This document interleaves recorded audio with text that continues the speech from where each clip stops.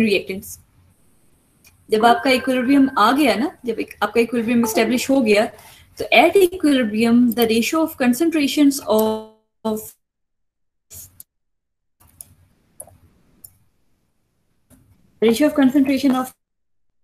product and concentration of reactants,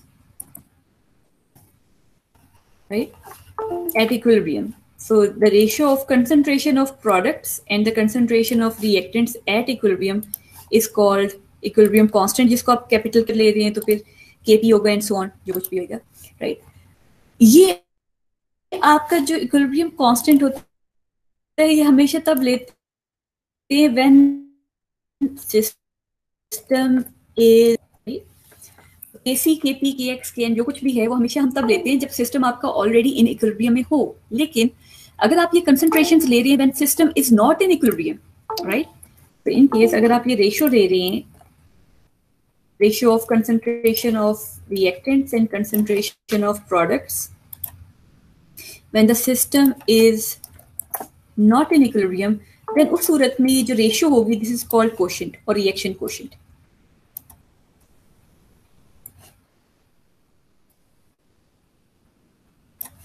समझ आ गई इस बात की? अगर कंफ्यूजन है तो आप पूछ लीजिएगा, राइट। मैंने आपको सो फार ये कहा है कि ली शैटलियर प्रिंसिपल जो हम पढ़ते हैं that's only applicable for reversible reactions. Second चीज जो मैंने आपसे कही है कि ली शैटलियर प्रिंसिपल हमेशा तब अप्लाई होता है जब सिस्टम ऑलरेडी इक्विलिब्रियम में हो। अगर आपका सिस्टम इक्विलिब्रियम में नहीं है तो ली शैटलियर प्रिंसिपल अप्लाई नहीं हो सकेगा, राइट। उसके अलावा दो टर्म्स का आपको पता होना चाहिए। Equilibrium constant is actually the ratio of concentration of products and reactants when the system is in equilibrium. लेकिन अगर आपका सिस्टम इक्विलिब्रियम में नहीं है, when system is not in equilibrium, then the ratio of concentration of product and reactants is called reaction quotient, right. Reaction quotient के लिए जो आप सिंबल यूज करते हैं दैट्स Q। यहां तक अगर कोई कंफ्यूजन है तो आप पूछ सकते हैं। No ma'am. राइट, तो आपको इक्विलिब्रियम कांस्टेंट और रिएक्शन कोशेंट दोनों के दरमियान में डिफरेंस का पता होना चाहिए। दोनों बेसिकली हैं रेशियोज ऑफ कंसंट्रेशन, लेकिन इक्विलिब्रियम कांस्टेंट होता है जब सिस्टम इक्विलिब्रियम पे हो और कोशेंट होता है जब सिस्टम आपका इक्विलिब्रियम पे ऊपर ना हो, राइट। ओके बच्चे, अभी तक कोई और स्टूडेंट नहीं आया जिसको अभी लेट इन ना किया गया, राइट। कोई और आएगा तो फिर हम उसको देख लेंगे। ओके, सो नेक्स्ट हमने देखना है this is Le Chatelier principle. Le Chatelier principle होता क्या है? बेसिक सी एक जो कॉमन चीज है, आपने क्राइटेरियंस ऑफ इक्विलिब्रियम में पढ़ा था कि when system is in equilibrium तो सिस्टम मैक्सिमम स्टेबल होता है, सिस्टम की एंट्रोपी मैक्सिमम होती है, राइट, और सिस्टम की गिब्स फ्री एनर्जी 0 होती है, राइट। जो आपने लास्ट टाइम क्राइटेरियंस पढ़े थे उनमें एक क्राइटेरियन क्या था? जो लास्ट क्राइटेरियन था, राइट, तो उसमें जो लास्ट क्राइटेरियन ये था कि मैक्सिमम स्टेबिलिटी, एंट्रोपी क्या होती है? मिनिमम, और जी क्या होता है? गिब्स फ्री एनर्जी का एंड 0 गिब्स फ्री एनर्जी होती है, राइट। सो अगर आपके पास जो है सिस्टम पहले ही स्टेबल है, अगर आपका सिस्टम इक्विलिब्रियम में, इसका मतलब वो मैक्सिमम स्टेबल है। अगर आप उसमें कोई चेंज करना चाहेंगे तो क्या सिस्टम अपने अंदर चेंज होने देगा?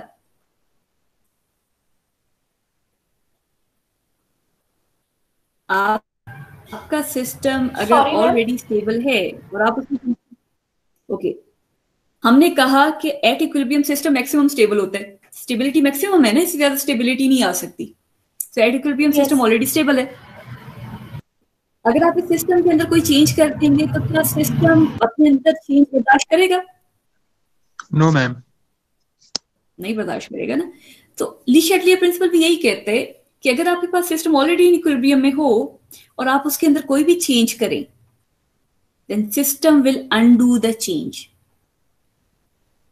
ये अगर आप कोई भी चेंज करेंगे सिस्टम में जब सिस्टम एट इक्विलिब्रियम में है, तो सिस्टम उस चेंज को अनडू कर देगा, उस चेंज को रिवर्स कर देगा, क्योंकि सिस्टम अपने अंदर चेंज नहीं लाना चाह रहा, वो ऑलरेडी स्टेबल है। तो बेसिक थीम ली शैटलियर प्रिंसिपल का ये है। बेसिक थीम समझ आ गया आपको? आगे जब हम चलेंगे तो हर जगह पे यही थीम आपको नजर आएगा कि when the system is in a state of equilibrium, any change in concentration, pressure, or in any manner will result in undoing of the change by the system. System के ऊपर कोई भी चेंज अगर आप लाएंगे, सिस्टम उस change को undo कर देगा. तो अगर आपने वैसे इसकी ऑफिशियल डेफिनेशन लिखनी है या देखनी है तो आप देख सकते हैं. So according to Le Chatelier principle, when the system is in equilibrium,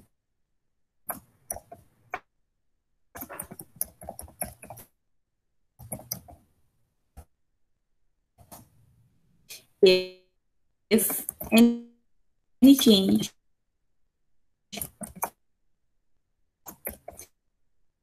in concentration or pressure or temperature is right. So अगर आप लिखा होता है उसका यही होता है कि when the system is in equilibrium, any change in concentration, pressure, temperature is carried out, then the system will adjust itself in such a manner so as to undo the change imposed on it. अगर आपका system equilibrium में आपने कोई भी change कर दिया, system ने अपने आप को एडजस्ट करना है ताकि जो भी चेंज आई है उस चेंज को अनडू कर सके, उस चेंज को खत्म कर सके. सो बेसिकली ये ली शैटलियर प्रिंसिपल है. तो बारी बारी हम लोग हर चीज को कंसिडर करेंगे. हाँ जी, दोबारा बोलोगे बच्चे? हाँ जी, यहां तक कोई कंफ्यूजन है तो आप पूछ सकते हैं. No ma'am. क्लियर है? Yes. Ali Raza, Suleman, Talha, Burhan? Yes, I'm clear है. सो हम लोग पहले देखते हैं कि इन केस अगर आपके पास सिस्टम इन इक्विलिब्रियम में है और अगर हम कंसंट्रेशन में चेंज करें तो क्या होता है. तो पहले हम लोग देख रहे हैं effect of change in concentration. Firstly हम देखेंगे effect of change in concentration. इसके लिए हम एक जनरलाइज सा एक रिएक्शन लिख लेते हैं. Suppose A plus B is being converted into C plus D. Right, हमारे पास एक जनरल सा रिएक्शन है और हम अज्यूम कर रहे हैं कि रिएक्शन रिवर्सिबल है क्योंकि हमने इक्विलिब्रियम कंसीडर करना है. राइट, सो हमारे पास एक जनरल रिएक्शन है ये वाला. राइट, और जनरल रिएक्शन है कि हमारे पास A और B रिएक्टेंट्स हैं, रिएक्ट करते हैं, COD बनता जाता है. आखिरकार क्या होगा कि आपका जो COD है वो बनना खत्म हो जाता है, हालांकि स्टिल A और B मौजूद होते हैं. तो इस पॉइंट पे हम कहते हैं कि equilibrium has been established. Right, अब हमने चेंज इन कंसंट्रेशन देखना है. उसके लिए हम अज्यूम करते हैं कि हम A रिएक्टेंट की कंसंट्रेशन को बढ़ा देते हैं. राइट, सो जो A रिएक्टेंट है इन दोनों रिएक्टेंट्स में से मैंने एक की कंसंट्रेशन को इंक्रीज कर दिया. सो ये जो अपवर्ड एरो है मैं इसको इंक्रीज का शो कर रही हूँ. अब हमें देखने के होगा क्या. राइट, सो जब हम कंसीडर कर रहे हैं अबाउट इक्विलिब्रियम रिएक्शन अपने माइंड में सीसॉ को लिए. जी बच्चे. हाँ जी जी जी बच्चे. मैम जी मैम जी पूछना था एंट्रोपी मैक्सिमम रिवर्सिबल में होगी या रिवर्सिबल में? बच्चे जब इक्विलिब्रियम एस्टैब्लिश हो गया तो एंट्रोपी आपकी मैक्सिमम होगी. जब सिस्टम आपका इक्विलिब्रियम में है, इक्विलिब्रियम में क्या होता है आपके रिवर्स और फॉरवर्ड रिएक्शन दोनों हो रहे होते हैं इकट्ठे एट अ टाइम. जब आपका सिस्टम इक्विलिब्रियम में हो गया, फॉरवर्ड और रिवर्स रिएक्शन बराबर हो गए हैं, उस पॉइंट पे आपकी एंट्रोपी मैक्सिमम होगी. हम ये नहीं कहेंगे रिवर्स में है या इरिवर्सिबल में है, हम कह रहे हैं इक्विलिब्रियम जब एस्टैब्लिश हो गया. राइट, तो डेफिनेटली आपका ये जो प्रोसेस है दिस इज इक्विलिब्रियम का मतलब होगा that will B reversible. Equilibrium कभी भी इरिवर्सिबल रिएक्शन में नहीं हो सकता. राइट, एंट्रोपी मैक्सिमम होती है जब इक्विलिब्रियम एस्टैब्लिश हो चुका हो. इसके अलावा कोई और क्वेश्चन पूछना है तो आप पूछ सकते हैं. समझ आ गया? तो कंसिडर करें कि हमारे पास एक सीसॉ है. सीसॉ देखा हुआ है आप सबने? सीसॉ देखा हुआ है कभी? सीसॉ देखा होगा आपने, जो है यहाँ पे बैठे भी होंगे. तो सीसॉ में क्या होता है कि हम लोग सीसॉ को बैलेंस करते हैं. ऐसे ही होता है ना, जितने बच्चे इस साइड पे बैठे हैं उतने बच्चे उस साइड पे बिठा दें और दोनों के वजन बराबर हो तो सीसॉ बैलेंस हो जाता है. अब हमने क्या किया है, हमारे पास पहले सीसो बैलेंस था, एक साइड पे ए और बी थे, दूसरी साइड पे सी और डी थे, दोनों के वजन बराबर थे, सीसो बैलेंस हो गया। अब हमने क्या किया, ए को वजनी कर दिए। अब क्या होएगा, अब बैलेंस खत्म नहीं हो जाएगा? Yes ma'am. अब चूंकि सिस्टम जो है वो अब बैलेंस्ड नहीं रहा, सिस्टम तो बैलेंस होना चाह रहा है, आपने ए को बढ़ा दिया, ठीक है, और हम ये भी चाह रहे हैं कि सीसो बैलेंस रहे। अब हम क्या करेंगे, थोड़ा सा वजन सी और डी की साइड पे भी तो बढ़ाएंगे ना। अगर आपने एक जगह पे वजन ज्यादा कर दी है, अगर आपने सीसो को बैलेंस करना है तो दूसरी जगह पे भी तो वजन बढ़ाना पड़ेगा ना आपको। Yes, yes, yes, yes ma'am. Ma'am. Yes, ma'am. इसलिए इक्विलिब्रियम इस स्पेसिफिक कंडीशन में फॉरवर्ड डायरेक्शन में मूव करेगा ताकि सी और डी ज्यादा बने। जब सी और डी ज्यादा बनेंगे तो इनका वजन ज्यादा हो जाएगा, सीसो बैलेंस हो जाएगा।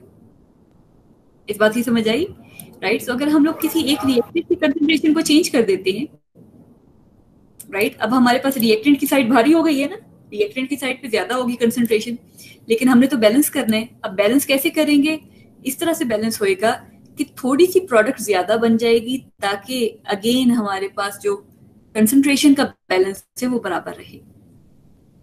इस बात की समझ आ गई?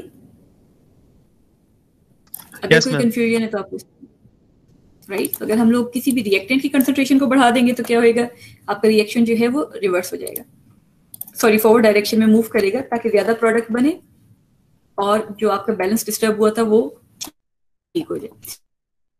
okay. अब हम क्या करते हैं, सपोज हमने ये देख लिया कि इन केस अगर आपके पास there is an increase in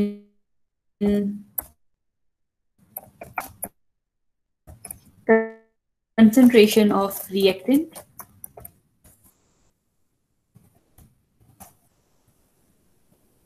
form more product, right? So हमें चेंज इन कंसंट्रेशन में पहला इफेक्ट को इंक्रीज कर प्रोडक्ट ज्यादा बनेगी और हमारा सीसो बैलेंस हो जाएगा। सेकंड सिचुएशन हम ऐसे देखेंगे, अगर हम लोगों की प्रोडक्ट जो है वो ज्यादा हो गई है, suppose there is an increase in concentration of product. अब हम क्या करेंगे, सपोज कहते हैं कि डी जो है वो ज्यादा बन गया या डी किसी तरह से हमने ज्यादा कर दिया। अब क्या होएगा, एक प्रैक्टिकल एग्जांपल मैं आपको बाद में दूंगी, पहले हम लोग थियोरेटिकली इसको ऐसे देख लेते हैं, राइट? तो हमारे पास रिएक्शन था ए और बी प्लस सी और डी, राइट, और सीसो बैलेंस था। अब हमने क्या कर दिया, प्रोडक्ट की साइड पे जो है वजन ज्यादा कर दिया। अब इक्विलिब्रियम क्या करेगा, रिवर्स में ज्यादा होगा मैम। अब इक्विलिब्रियम जो है वो रिवर्स साइड पे जाएगा ताकि ए और बी ज्यादा बने और अगेन बैलेंस बराबर हो जाए, राइट? जिस साइड पे आप ज्यादा वजन कर देंगे उससे अपोजिट साइड पे मूव कर जाना इक्विलिब्रियम, राइट? तो हम ये कहते हैं कि if there is an increase in concentration of product, equilibrium will shift in which direction? Reverse. Reverse direction. To form more reactant. Increase करेंगे, इक्विलिब्रियम प्रोडक्ट की साइड पे जाएगा, और अगर आप प्रोडक्ट की साइड को इंक्रीज करेंगे तो इक्विलिब्रियम रिएक्टेंट की साइड पे चला जाएगा। तो इससे हमने जनरलाइजेशन बना लिया कि कभी भी अगर आप रिएक्टेंट की कंसंट्रेशन को बढ़ाएंगे तो क्या होएगा, equilibrium will shift in forward direction to form more product, और इन केस अगर आप प्रोडक्ट की कंसंट्रेशन को बढ़ा देंगे तो equilibrium will shift in reverse direction. अब मैं आपके साथ एक एग्जांपल शेयर करती हूँ, फिर आपने मुझे बताना है कि होगा क्या, ठीक है? सपोज हम करते हैं कि हमारे पास एक रिएक्शन है बिटवीन हाइड्रोजन प्लस नाइट्रोजन, ये दोनों गैसेज हैं, राइट? रिवर्सिबल रिएक्शन है और इनके कॉम्बिनेशन से हमारे पास बन जाता है NH3 ammonium, right? So reaction is reversible. तो रिवर्सिबल एरोस हम लोग यूज कर लेंगे यहाँ, ओके। अब मैं क्या करती हूँ, रिएक्शन हो रहा था, इक्विलिब्रियम एस्टेब्लिश हो गया, मैंने हाइड्रोजन गैस एक्स्ट्रा ऐड कर दिए, राइट। तो हमारे पास एक रिएक्शन फ्लास्क है, इसको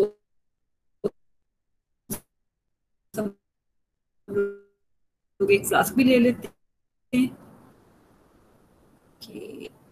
ये हमारे पास एक रिएक्शन फ्लास्क थी, रिएक्शन हो रहा था इसके अंदर, ओके। इसके अंदर हाइड्रोजन गैस भी थी। अब क्या होएगा, आप प्रिडिक्ट कर सकते हैं क्या होएगा?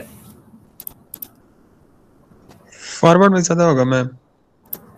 हमारी प्रोडक्ट ज्यादा बनना स्टार्ट हो जाएगी, अमोनिया ज्यादा बनना स्टार्ट हो जाएगी, ऐसे ही है ना? Yes. हमारी प्रोडक्ट फॉर्मेशन ज्यादा होगी, so reaction will B favoured in forward direction, right. अब हम क्या करते हैं, हम कहते हैं कि हमारा रिएक्शन हो रहा था, इक्विलिब्रियम भी स्टैब्लिश हो गया, ठीक है। अब मैंने क्या किया, मैंने पहले की पड़ी हुई कुछ और अमोनिया थी, कहीं और पड़ी हुई थी, मैंने अमोनिया इस रिएक्शन में डाल दी, प्रोडक्ट ज्यादा हो गई, प्रोडक्ट ज्यादा हो गया। अब होगा क्या, रिवर्स हो जाएगा रिएक्शन, Forward. और N2 बनने लग जाएगा। फॉरवर्ड होएगा रिएक्शन, रिवर्स हो जाएगा। रिवर्स तो देगा। रिवर्स होएगा। हिसाब के जरिए।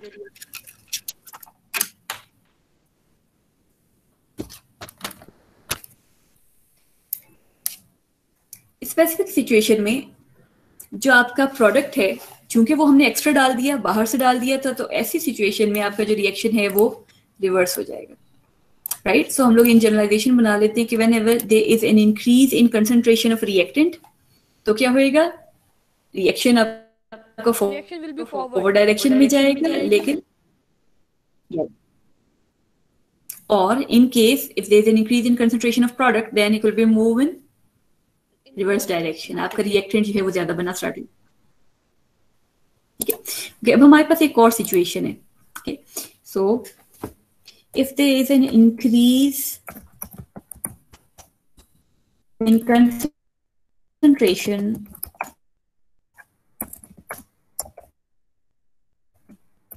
अब हम क्या कर रहे हैं कि हम लोगों का, सपोज हमने रिएक्शन में गैस यूज की हुई है एज अ सॉल्वेंट, राइट, किसी भी पर्पस के लिए यूज की हुई है। अब हम कहते हैं कि हमारा रिएक्टेंट और प्रोडक्ट की कंसंट्रेशन में कोई चेंज नहीं आ रहा, रिएक्टेंट और प्रोडक्ट कंसंट्रेशन में कोई चेंज नहीं आ रहा, राइट। ना हम रिएक्टेंट को बढ़ा रहे हैं, ना हम प्रोडक्ट को बढ़ा रहे हैं। हमने क्या कर दिया कि हमने इसके अंदर एक इनर्ट गैस ऐड कर दी है। अब हम देखते हैं कि इनकेस अगर हम लोग इनर्ट गैस ऐड कर देंगे तो क्या होता है, क्या कोई फर्क पड़ेगा भी या नहीं पड़ेगा, राइट। अब हमारे पास अगर आप इनर्ट गैस को ऐड कर रहे हैं तो इसमें दो पॉसिबिलिटीज हैं, राइट। इनकेस अगर आप अपने रिएक्शन में इनर्ट गैस की एडिशन कर देते हैं तो यहाँ दो पॉसिबिलिटीज होंगी। नंबर वन, आप इनर्ट गैस ऐड कर रहे हैं at constant temperature, constant volume, या आप इनर्ट गैस ऐड कर रहे हैं एट कांस्टेंट प्रेशर, राइट। तो हमारे पास दो पॉसिबिलिटीज आ गई हैं। आपने जो इनर्ट गैस की एडिशन की है, या तो आप करेंगे एट कांस्टेंट वॉल्यूम, या कांस्टेंट वॉल्यूम का मतलब क्या होगा, उसका मतलब ये है कि आपके पास एक कंटेनर है, उसके अंदर ऑलरेडी रिएक्टेंट्स थे। अब आपने जब इनर्ट गैस उसमें ऐड किए तो वॉल्यूम में कोई फर्क नहीं पड़ा, राइट। अगर तो आप इनर्ट गैस ऐड करें at constant volume, there will be no change in equilibrium, ये आप नोट कर लीजिएगा, right. Whenever you are adding any gas, any inert gas at constant volume, there will be no change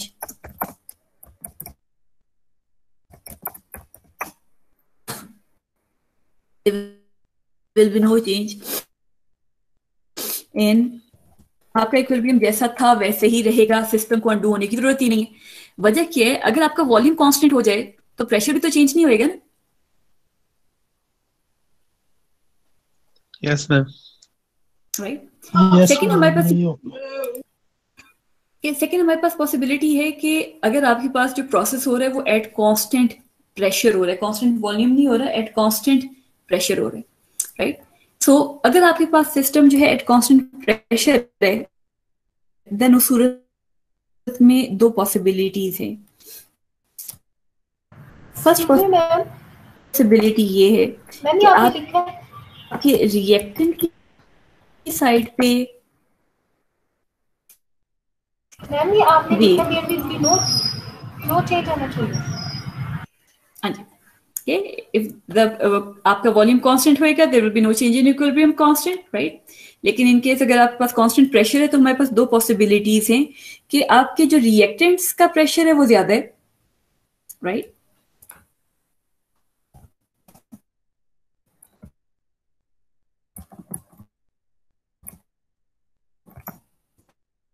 और number 2 second possibility, right. Pressure constant का मतलब है pressure में change नहीं आ रहा, लेकिन इसका ये मतलब नहीं है रिएक्टेंट और प्रोडक्ट का प्रेशर बराबर हो गए, राइट। तो हमारे पास दो पॉसिबिलिटीज हैं, रिएक्टेंट का प्रेशर ज्यादा है या प्रोडक्ट की साइड में प्रेशर ज्यादा है, राइट। अब प्रेशर किसकी वजह से होता है?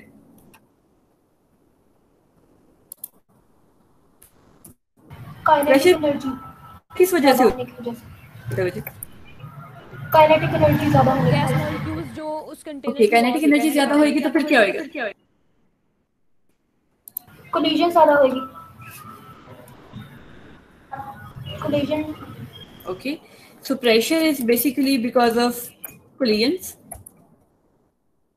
ऐसा ही है? Pressure is directly yes ma'am. proportional to collision. जितनी ज्यादा collision होंगी उतना ज्यादा pressure होएगा। एग्जैक्टली। और collision is ऐसे, तो अगर आपके पास नंबर ऑफ मॉलिक्यूल ज्यादा होंगे तो collision भी ज्यादा होगी, ऐसा होगा? Yes ma'am. ओके, अब हमने पहली बात की कि अगर रिएक्टेंट्स की साइड पे प्रेशर ज्यादा है, इसका मतलब क्या होगा? Number of molecules of reactants ज्यादा हैं, राइट। Sorry ma'am. कह देते हैं, सपोज हम कहते हैं, आपने कहा pressure is because of collision, right. और कोलिजन मॉलिक्यूल्स के दरमियान में होगी ना, नंबर ऑफ मॉलिक्यूल ज्यादा होंगे तो कोलिजन ज्यादा होगी, यस। राइट। अगर हम कहते हैं कि रिएक्टेंट की साइड पे प्रेशर ज्यादा है, इसका मतलब ये है कि रिएक्टेंट में नंबर ऑफ मॉलिक्यूल ज्यादा हैं, जी। राइट। सपोज हम कहते हैं कि हमारे पास ये सिचुएशन है, ज्यादा है और प्रोडक्ट की साइड पे मॉलिक्यूल्स कम हैं। ये वो एग्जांपल है जब हम कह रहे हैं कि reactant pressure is greater than product.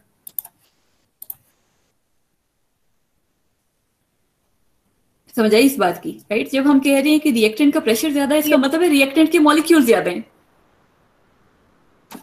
Yes.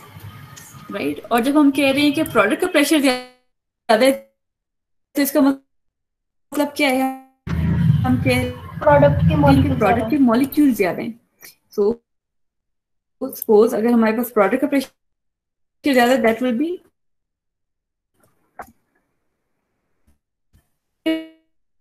Molecule ज्यादा हैं।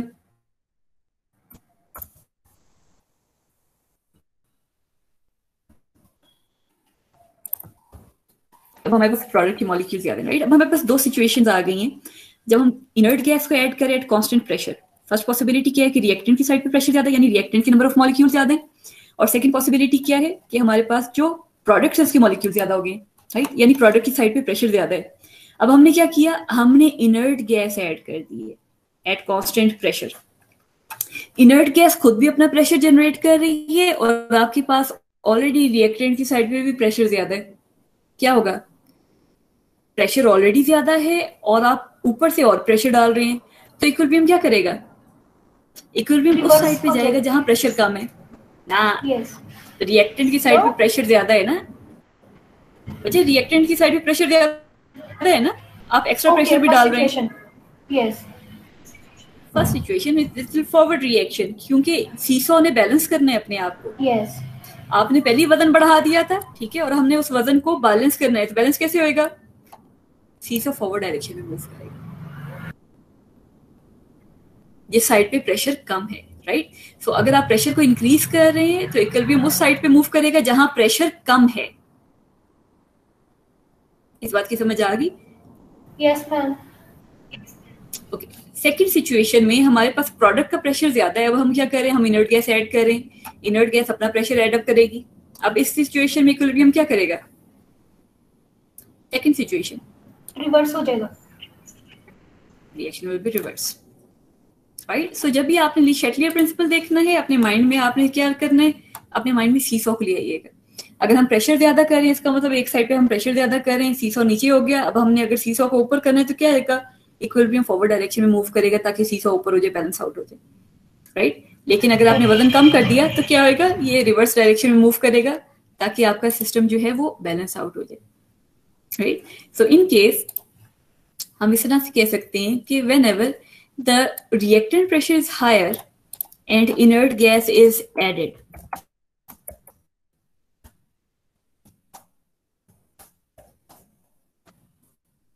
equilibrium will move in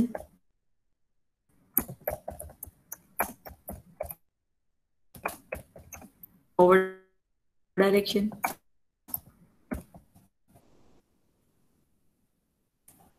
Sorry, इसको मैं थोड़ा सेपरेट कर लेती हूँ, साइड पे कर लेती हूँ, right? So when the reactant pressure is greater and inert gas is added, equilibrium is move in forward direction. तो ये हमारी एक जनरलाइजेशन है, इसमें आप ऐसे देख लेते हैं तो हमारे पास रिएक्टेंट की साइड पे नंबर ऑफ मॉलिक्यूल ज्यादा थे, इसलिए हम इसे कह रहे हैं कि this is this situation. Second situation क्या है कि इन केस अगर हमारे पास प्रोडक्ट की साइड पे प्रेशर ज्यादा है और इनर्ट गैस आप ऐड कर रहे हैं, देन उसमें क्या होगा, देन इन दिस सिचुएशन हमारे पास जो इक्विलिब्रियम है that will move in reverse direction. अब मेरा तीसरा जो है एक सिचुएशन ये आ जाती है, अगर सपोज दोनों की साइड पे नंबर ऑफ मॉलिक्यूल्स बराबर हो गए तो फिर प्रेशर की साइड पे ज्यादा होगा। सपोज हम कहते हैं कि हमारे पास एक साइड पे ए बी है और दूसरी साइड पे सी प्लस डी है। ओके, अब हमने इनर्ट गैस ऐड कर दी तो इक्विलिब्रियम किस डायरेक्शन में जाएगा,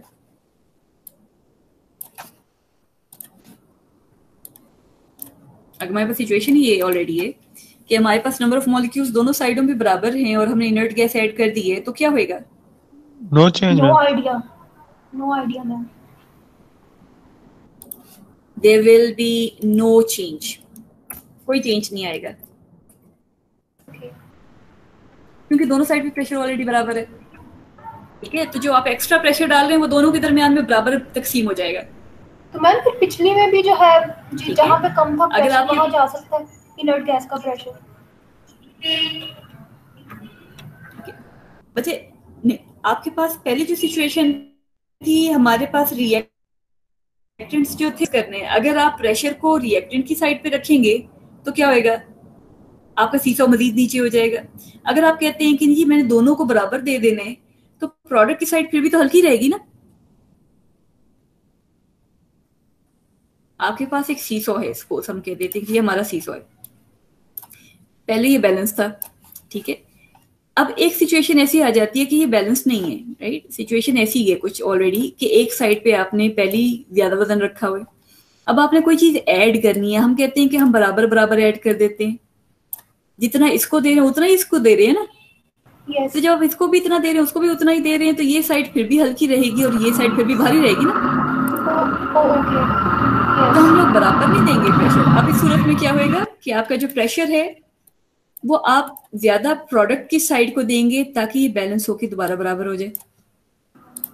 यस इस बात की समझ आ गई। इसलिए मैंने कहा ली शेटली जब भी आप देखिए अपने माइंड में सीसॉ को ले आइएगा, आपको आसानी रहेगी, राइट।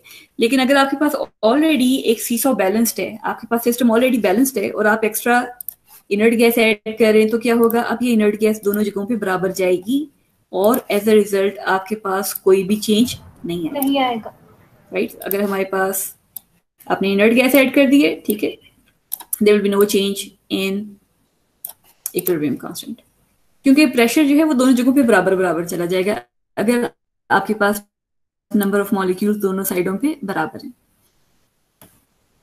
इस बात की समझ आ गई? अगर कंफ्यूजन है तो पूछ सकते हैं।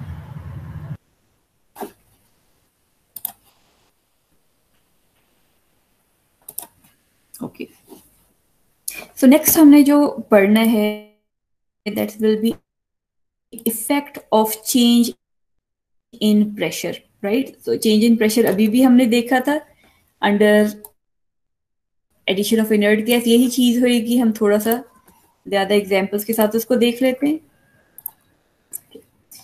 सेकंड है इफेक्ट ऑफ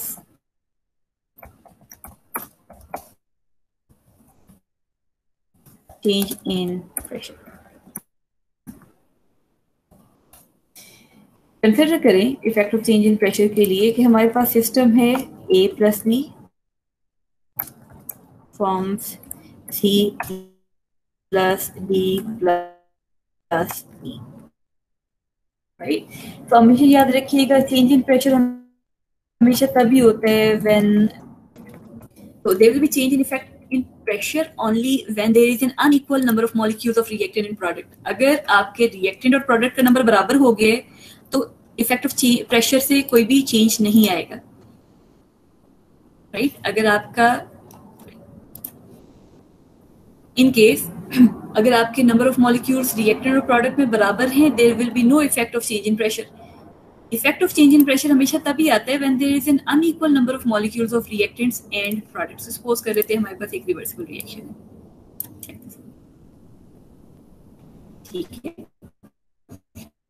अब हमारे पास दो पॉसिबिलिटीज हैं। फर्स्ट पॉसिबिलिटी ये है कि हम प्रेशर को इंक्रीज कर दें, और सेकंड पॉसिबिलिटी क्या है कि हम प्रेशर को डिक्रीज कर दें। हम बारी बारी दोनों देखेंगे, फिर देखेंगे क्या होगा। तो फर्स्टली हम कंसिडर करें कि हमारे पास ये सीसॉ है, राइट, और हमने इस पे प्रेशर को इंक्रीज कर दिया। तो पहले तो आप देख लें कि रिएक्टेंट और प्रोडक्ट की साइड पे मॉलिक्यूल्स किस में ज्यादा हैं? प्रोडक्ट में। नंबर ऑफ मॉलिक्यूल्स के साथ, ओके, प्रोडक्ट में ज्यादा है। नंबर ऑफ मॉलिक्यूल ज्यादा हो तो कोलिजन भी ज्यादा होती है ना? Yes ma'am. अगर नंबर ऑफ मॉलिक्यूल ज्यादा होंगे तो आपकी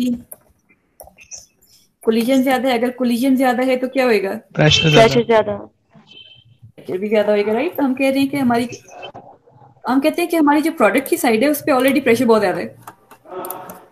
अब हमने क्या किया? प्रेशर को ज्यादा कर दिया, हमने एक्सटर्नल प्रेशर भी बढ़ा दिया। अब क्या होगा? इक्विलिब्रियम की साइड पे जाएगा। इस साइड पे प्रेशर ऑलरेडी ज्यादा है और हमने मजीद प्रेशर देना है। रिवर्स में जाएगा, रिवर्स, राइट। सो आपका जो प्रेशर है दैट विल बी रिवर्स्ड, ठीक है। हमारा प्रेशर अगर इंक्रीज करें तो साइड पे जाएगा जहां प्रेशर कम है। सेकंड सिचुएशन हम लोग देख लेते हैं कि हम प्रेशर को कम कर रहे हैं, राइट। हमारे पास पहले आपके पास सिचुएशन क्या है कि जो आपके पास प्रोडक्ट है उसमें प्रेशर ज्यादा था, राइट। अब हमने प्रेशर कम कर दिया, अब क्या करेंगे?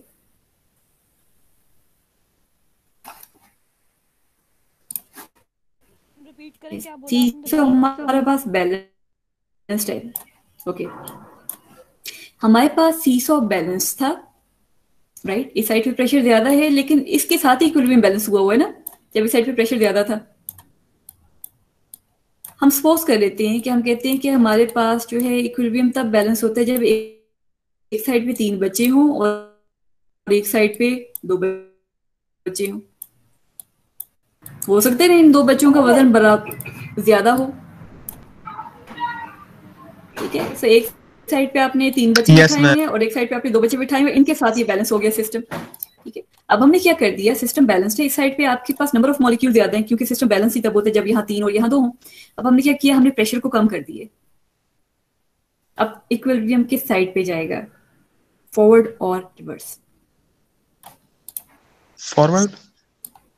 अगर हमने प्रेशर कम कर दिया, अगर तो ये फॉरवर्ड डायरेक्शन पे जाएगा क्योंकि हमने यहां से बच्चा कम कर दिया ना।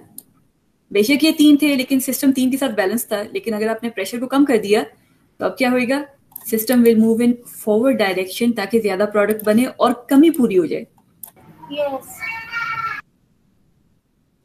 समझ आ गया? तो हमने हमेशा जो कमी है या ज्यादती है उसको कंपनसेट करना है। पहले जब सिस्टम बैलेंस हो रहा था, जिसके साथ बैलेंस होता, अगर आपने कमी कर दी है, जहां से कमी होगी आप उसी साइड पे जाएंगे। जहां ज्यादती हो रही होगी आपने उससे अवे मूव करना है। इस बात की समझ आ गई, right. So when there is a decrease in concentration then system उस साइड पे जाएगा जहां आपके पास प्रेशर जो है वो इंक्रीज होएगा ताकि मजीद प्रेशर बने, ठीक है। अगर आपके पास जो है सपोज हम कहते हैं कि चीनी की खपत ज्यादा हो रही है, चीनी ज्यादा कंज्यूम होना स्टार्ट, चीनी कम हो जाएगी ना। अगर ज्यादा लोग चीनी खाना स्टार्ट हो गई तो चीनी तो कम हो जाएगी मार्केट में। यस। तो हम क्या करेंगे, हम फैक्ट्री को कहेंगे ज्यादा चीनी बनाओ। तो ये हमारे पास फैक्ट्री ऑफ प्रेशर है, C plus D plus E, इसने ज्यादा प्रेशर क्रिएट करना है ना। तो अगर आपने प्रेशर कम कर दिया तो क्या होगा, इक्विलिब्रियम फॉरवर्ड डायरेक्शन में जाएगा ताकि ये ज्यादा प्रेशर बनाए और इक्विलिब्रियम दोबारा से वापस आ जाए।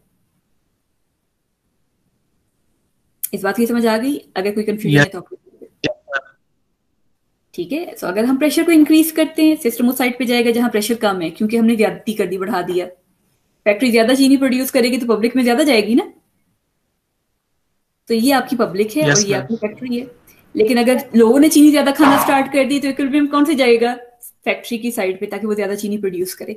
सो if there is decrease in pressure then equilibrium will move in forward direction so that more pressure is produced और जो कमी है वो पूरी हो जाए। क्लियर? Yes ma'am. समझ आ गया? अगर कोई कंफ्यूजन है तो पूछ सकते हैं। ओके, तो नेक्स्ट बच्चे हम लोग इसी चीज को थोड़ा सा रिवर्स कर लेते हैं ताकि आपकी थोड़ी सी प्रैक्टिस ज्यादा हो जाए। राइट, अब हम क्या करते हैं कि जो रिएक्टेंट की साइड है उस पर नंबर ऑफ मॉलिक्यूल ज्यादा हैं। सपोज हम कहते हैं कि इनके साथ F आ गया, ठीक है, और इसके साथ B अलो किया, ठीक है। अब हमारे पास सिचुएशन ऐसी है कि रिएक्टेंट की साइड पे प्रेशर ज्यादा है और प्रोडक्ट की साइड पे प्रेशर कम है। अब सपोज हम कहते हैं कि there is an increase in pressure. अब प्रेशर इंक्रीज कर दें तो क्या होगा, प्रिडिक्ट करें।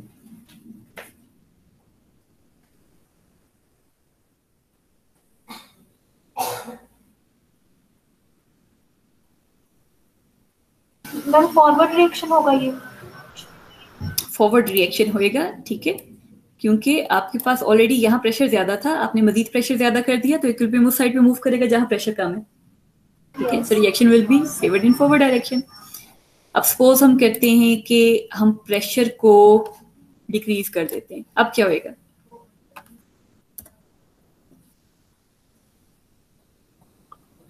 रिवर्स। अब रिवर्स हो जाएगा क्योंकि वो उसको बैलेंस करने के लिए उधर मूव कर जाएगा।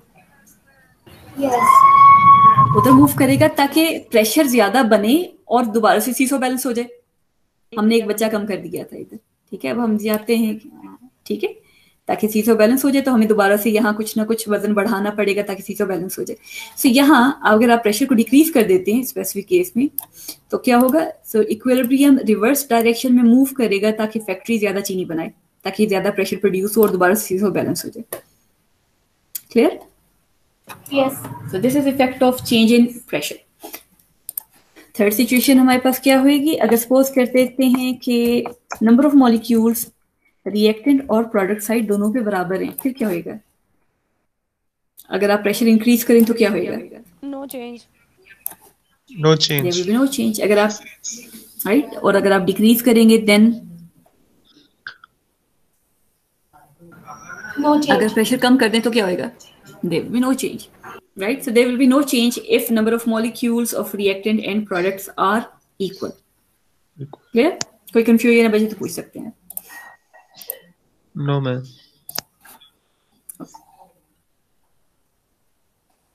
Next है effect of catalyst.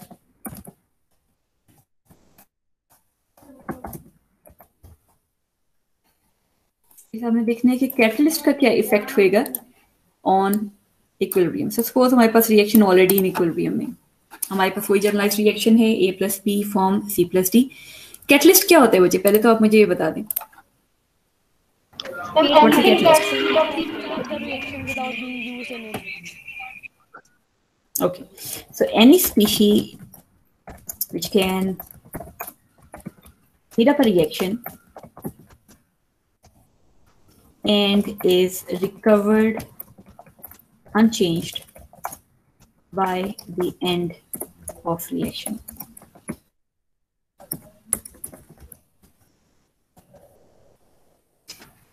तो ये रिएक्शन में हिस्सा ले भी सकता है और नहीं भी ले सकता, राइट। तो हम ये नहीं कहते कि रिएक्शन में हिस्सा नहीं लेगा, राइट। कैटलिस्ट की डेफिनेशन में ये चीज शामिल नहीं होती है that it will not take part in reaction. Catalyst can take part in a reaction. So हमारे पास जनरलाइज डेफिनेशन क्या है, any species which can speed up a reaction and is recovered unchanged by the end of reaction, और रिएक्शन के आखिर में वो रिकवर हो जाए। दरमियान में जो कुछ हुआ हमारा कंसर्न नहीं है, लेकिन हमें आखिर में वो रिकवर चाहिए। राइट। ऐसी स्पीशी को हम कहते हैं कैटलिस्ट। इसे स्पीड अप भी करना है और bye the end of reaction that should be recovered unchanged. Clear? Definition आपको पता होनी चाहिए व्हाट्स अ कैटलिस्ट। कि अब हमने क्या करना है कि हमने कहा कि इस रिएक्शन में हमने कैटलिस्ट डाल दिया, सो ये हमारे पास एक कैटलिस्ट है। अब कैटलिस्ट किया क्या करना है? रिएक्शन को स्पीड अप करना है ना। Yes, ma'am. कौन सी रिएक्शन को, फॉरवर्ड को या रिवर्स को? Forward को. दोनों को। कैटलिस्ट फॉरवर्ड और रिवर्स रिएक्शन दोनों को स्पीड अप करेगा, किसी एक को Yes. फेवर नहीं करेगा। Yes. Right. So there will be, अगर हमने कैटलिस्ट डाल दिया तो इक्विलिब्रियम कांस्टेंट क्या होएगा? इंक्रीज होएगा, डिक्रीज होएगा? किस साइड पे इक्विलिब्रियम जाएगा? अगर हमने कैटलिस्ट डाल दिया तो इक्विलिब्रियम किस साइड पे जाएगा? फॉरवर्ड डायरेक्शन में या रिवर्स डायरेक्शन में? फिर उसमें भी नो चेंज होगा जब दोनों तरफ से No, no, no, no. There will be no change. Right. आपके इक्विलिब्रियम जो है उस पर कोई फर्क नहीं पड़ेगा। सो अगर आपके पास सिस्टम ऑलरेडी इक्विलिब्रियम में है और आपने कैटलिस्ट डाल दिया, सो कैटलिस्ट क्योंकि दोनों रिएक्शंस को इक्वली स्पीड अप करता है, so as a result there will be no change in equilibrium. ना फॉरवर्ड जाएगा ना ही रिवर्स जाएगा।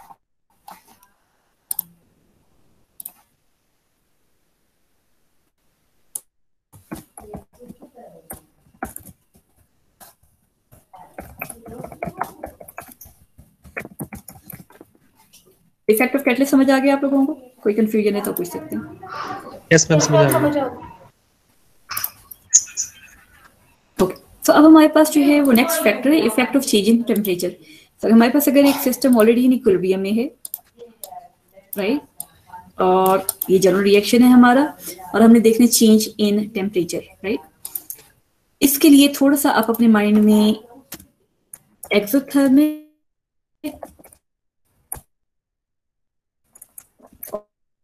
और एंडोथर्मिक रिएक्शन को क्लियर कर लीजिएगा। क्या होता है? एक्सो क्या होगा? Heat is lost. Exothermic reaction, exo क्या होता है?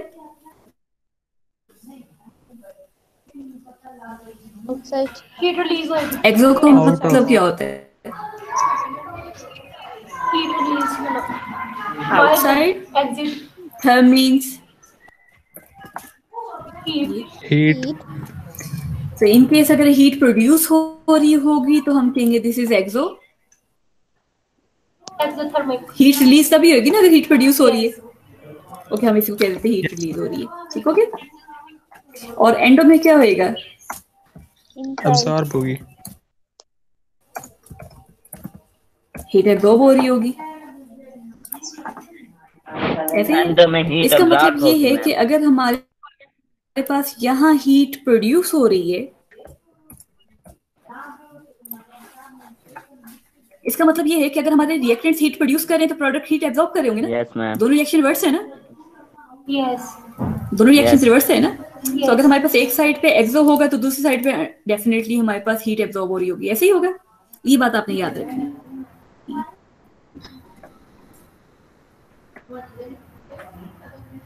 अगर फॉरवर्ड डायरेक्शन में एक्सो है तो रिवर्स डायरेक्शन में एंडो होगा। ओके, अब हम एक एग्जांपल लेते हैं, उसे हम कंसिडर करेंगे क्या होगा। सपोज हम कहते हैं कि हमारे रिएक्टेंट की साइड पे हीट, ओके, अब ये क्या है? इसको हम कहते हैं, इसका मतलब क्या है? दिस इज एब्जॉर्बिंग हीट, ऐसा नहीं है? हम ए और बी के साथ हीट शामिल कर रहे हैं, Yes, absorbing। Yes, ma'am. तो ये रिएक्शन कौन सा है? एक्सो या एंडो है? ये वाली side, Endo. This is absorbing heat, so this is And endo, right. तो ये एब्जॉर्ब करे तो यहाँ रिलीज हो रही होगी, इसका मतलब ये कौन सी साइड है? Exo। This will be exo. exo. हमने क्या किया? हमने हीट को ज्यादा कर दिया, हमने हीट प्रोड्यूस कर दी ज्यादा, हमने हीट को ऐड कर दिया, क्या होएगा? सिस्टम इक्विलिब्रियम में था, राइट, हमने हीट ज्यादा कर दी, अब क्या होएगा? रिएक्शन कौन सी डायरेक्शन में जाएगा? Forward. Forward direction forward direction में जाएगा, ताकि हीट बाहर निकले। आपके घर में खुदा न खास्ता अगर आग लग जाए तो खिड़कियां दरवाजे खोलेंगे ना, खिड़कियां दबा ताकि हीट बाहर निकले। यस। गर्मी ज्यादा हो जाए तो हम खिड़कियां दरवाजे खोल देते हैं ताकि हीट बाहर जाए। सो अगर ए और बी के अंदर हीट ज्यादा होगी तो हम लोग उसको कहेंगे बाहर जाओ, यस। कम हो जाए, right. So reaction will move in forward direction. ठीक है। सो अगर हमारे पास सिस्टम ऑलरेडी इन इक्विलिब्रियम में है और हमारे पास रिएक्टेंट की साइड जो है वो हीट एब्जॉर्ब कर रही है, अगर आप हीट को इंक्रीज कर देंगे तो reaction will move in forward direction ताकि हीट बाहर निकले, राइट। अब इसी रिएक्शन को हम थोड़ा सा रिवर्स कर देते हैं। ठीक है, हम कहते हैं कि यही रिएक्शन है और हीट को हम कम कर देते हैं, राइट। हमारे पास एक रिएक्शन था जिसमें रिएक्टेंट्स जो थे वो हीट एब्जॉर्ब करके प्रोडक्ट में कन्वर्ट होते थे। इस रिएक्शन में हमने बर्फ डाल दी है। अब क्या होएगा? हीट कम हो रही है, जहां हीट ज्यादा होनी चाहिए थी वहां हीट कम हो रही है। हम क्या करेंगे? अब क्या होएगा? अब रिवर्स में अब रिवर्स होगा। इस साइड पे हीट तो जा रही थी ना, इस साइड पे तो हीट आउटसाइड जा रही थी। अब ये जो आउटसाइड हीट जा रही थी ये अंदर आएगी ताकि हीट बढ़े। ये रिएक्शन नहीं होता जब तक आप हीट देना, राइट। हमने हीट दी हुई थी, रिएक्शन हो रहा था, अब हमने क्या कर दिया? और हीट दे दी।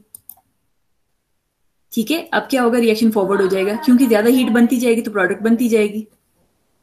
बाकी की एक्सेसिव हीट बाहर निकल रही है ना, इसलिए जो एरो है वो आपका फॉरवर्ड डायरेक्शन में है, एक्सेसिव हीट बाहर जा रही है।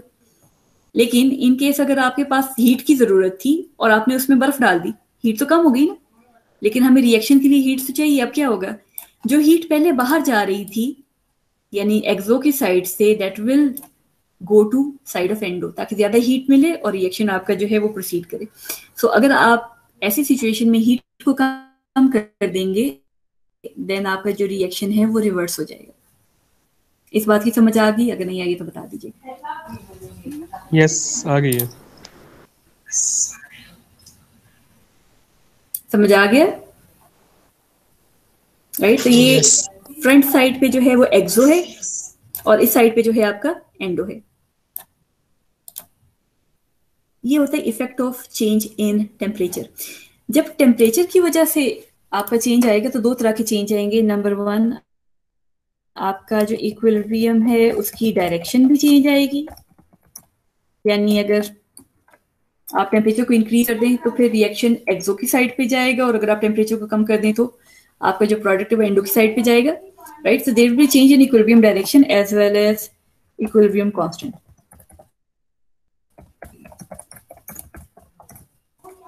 को चेंज कर देते हैं देन हमारे पास इक्विलिब्रियम की डायरेक्शन पे भी फर्क पड़ता है और इक्विलिब्रियम की कांस्टेंट की भी वैल्यू पे फर्क पड़ता है। इससे पहले जहां भी आपने जो भी चेंज देखा था सिर्फ उसमें हमने इक्विलिब्रियम की डायरेक्शन देखी थी, इक्विलिब्रियम फॉरवर्ड जा रहा है या इक्विलिब्रियम रिवर्स जा रहा है, इक्विलिब्रियम पे कोई फर्क नहीं पड़ा। लेकिन जब आप टेम्परेचर को चेंज करते हैं तो टेम्परेचर के चेंज की वजह से इक्विलिब्रियम की डायरेक्शन पे भी फर्क पड़ता है और इक्विलिब्रियम के कांस्टेंट के ऊपर भी फर्क पड़ता है। तो आपकी के की वैल्यू भी चेंज होगी और के की डायरेक्शन भी चेंज होगी। मैम कांस्टेंट कैसे चेंज हुआ? ओके, बच्चे सपोज हम कहते थे कि हमारा जो रिएक्शन था, ठीक है, वो बैक साइड पे था एक्सो और हमने हीट बढ़ा दी, ऐसे ही है ना। अब चूंकि आपने हीट बढ़ा दी है एज ए रिजल्ट सीओडी ज्यादा बनने स्टार्ट हो गए, सीओडी की कंसंट्रेशन बढ़ जाएगी। एज ए रिजल्ट जो आपके केसी की वैल्यू है या जो के की वैल्यू है वो वेरी कर जाएगी। इसमें क्या होगा? एक साइड ज्यादा फेवर्ड हो रही है, सो कंसंट्रेशन ऑफ प्रोडक्ट जो है वो बढ़ जाएगी और जो कंसंट्रेशन ऑफ रिएक्टेंट है वो कम हो जाएगी। तो अगर आपकी रेशियो में फर्क आ गया तो के की वैल्यू भी तो फर्क हो जाती है ना। Yes ma'am. जब आप टेम्परेचर चेंज करते हैं, ठीक है, जब आप टेम्परेचर चेंज कर देते हैं तो टेम्परेचर चेंज करने की वजह से चूंकि इनके रेशियो में चेंज आ जाता है इसलिए हम कहते हैं इक्विलिब्रियम कांस्टेंट चेंज हो रहा है और इक्विलिब्रियम की डायरेक्शन तो वैसे ही चेंज हो रही थी हर किसी की केस में, राइट। सो बाकी जो फैक्टर्स हैं वो इक्विलिब्रियम की डायरेक्शन को इफेक्ट करते हैं, टेम्परेचर डायरेक्शन को भी इफेक्ट करता है और इक्विलिब्रियम कांस्टेंट को भी इफेक्ट करता है।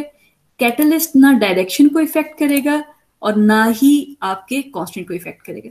तो सपोज हम इसकी समरी थोड़ी सी अगर बना लें, आपने जो इफेक्ट पढ़े हैं, सबसे पहले आपने पढ़ा था effect of change in concentration, then आपने पढ़ा था effect of change in pressure, then आपने पढ़ा था effect of change in catalyst और effect of change in temperature. तो यहाँ हमारे पास अगर सपोज पॉसिबिलिटी है, so effect of change in equilibrium direction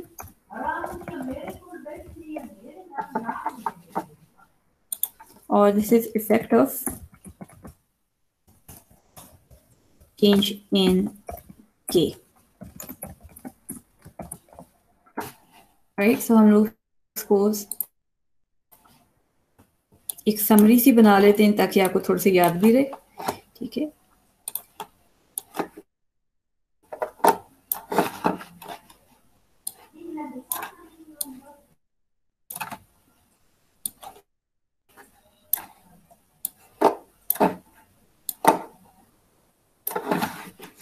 सो अगर हम लोग टेम्परेचर कंसंट्रेशन को वेरी करते हैं तो आपके पास चेंज इन डायरेक्शन पे तो फर्क पड़ता है, लेकिन केसी के ऊपर कोई फर्क नहीं पड़ता, फिर केसी की वैल्यू पे कोई फर्क नहीं पड़ता। अगर आप कैटलिस्ट यूज करें तो डायरेक्शन पे फर्क नहीं पड़ता और केसी के ऊपर भी फर्क नहीं पड़ता, लेकिन अगर आप टेम्परेचर को चेंज कर दें तो डायरेक्शन पे भी फर्क पड़ता है और आपके केसी के ऊपर भी फर्क पड़ता है। तो ये थोड़ी सी जो है जनरलाइजेशन है, इसका आपको पता होना चाहिए।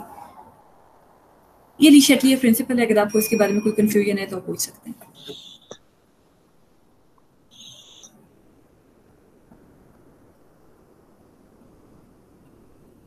मैम पहले जो एक रिएक्शन पहले इक्विलिब्रियम में होता है तो फिर हमें उसमें जरूरत क्यों पेश आती है कि हम उसका टेम्परेचर चेंज करें फ्लैश? बच्चे सपोज कर लेते हैं कि हमें नहीं पता था कि एक रिएक्शन जो है वो एक्सो है फॉरवर्ड में या एंडो है, ठीक है।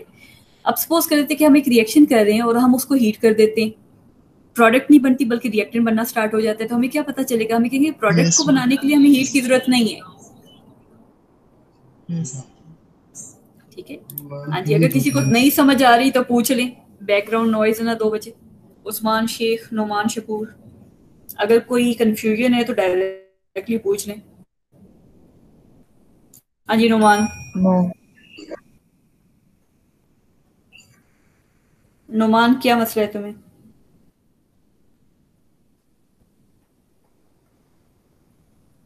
कोई कंफ्यूजन है तो पूछ लो।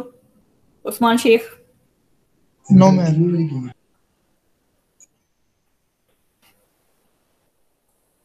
कोई मसला नहीं, कोई कंफ्यूजन नहीं है? No ma'am, no ma'am.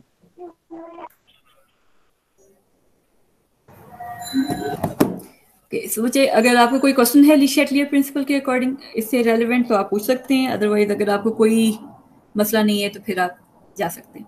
आपकी अटेंडेंस जो है वो आपकी गूगल क्लासरूम में ऑलरेडी पोस्ट कर दी हुई है, वहाँ अटेंडेंस मार्क कर लें। Okay ma'am, thank you. Okay, ma'am. Thank you. Hafiz. Okay, ma'am. Thank you so much. Welcome. खुदा खुदा हाफिज।